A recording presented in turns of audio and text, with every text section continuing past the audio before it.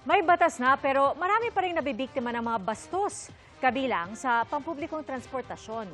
Kaya higit pa, sa paalala ang inilagay ng LTFRB sa ilang bus para mapadali ang pagsusumbong.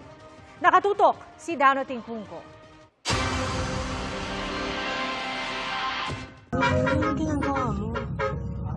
Ginagawa mo, kuya. Taong 2020, nang makuna ng nooy 18 taong gulang na biktima ang kalaswaan ng lalaking nakasabay niya sa bus. May nawa kayo ko. Hindi na sinampahan noon ang suspect na nagmakaawang wag ikulong. Pero hindi ko po gawin po yun talaga. Na-tension lang po.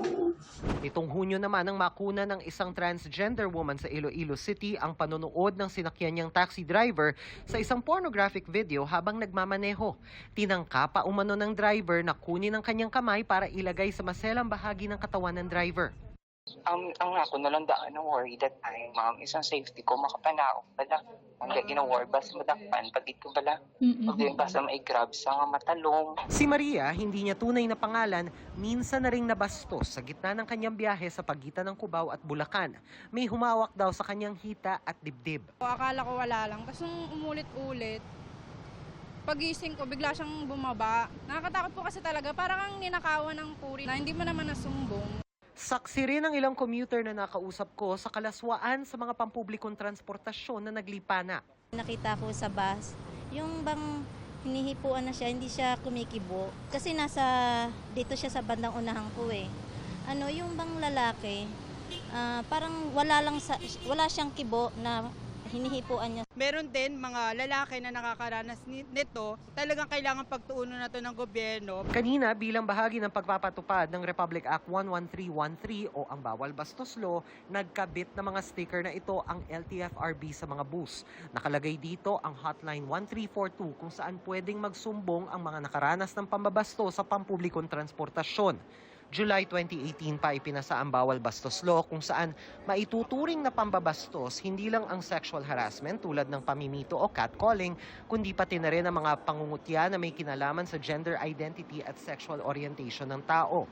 Kung ginawa ito sa pampublikong lugar tulad na lang ng bus o jeep, may kulong at multa depende sa pambabastos na ginawa at pang ilang beses ginawa.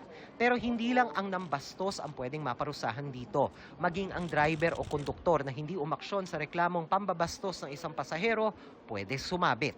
Kailangan po yung ating pong mga driver, conductor, or any transport employees ay maging vigilant din po sila sa mga sumbong ng ating mga pasahero at kailangan po silang umaksyon dahil po kung hindi, meron din po silang penalty.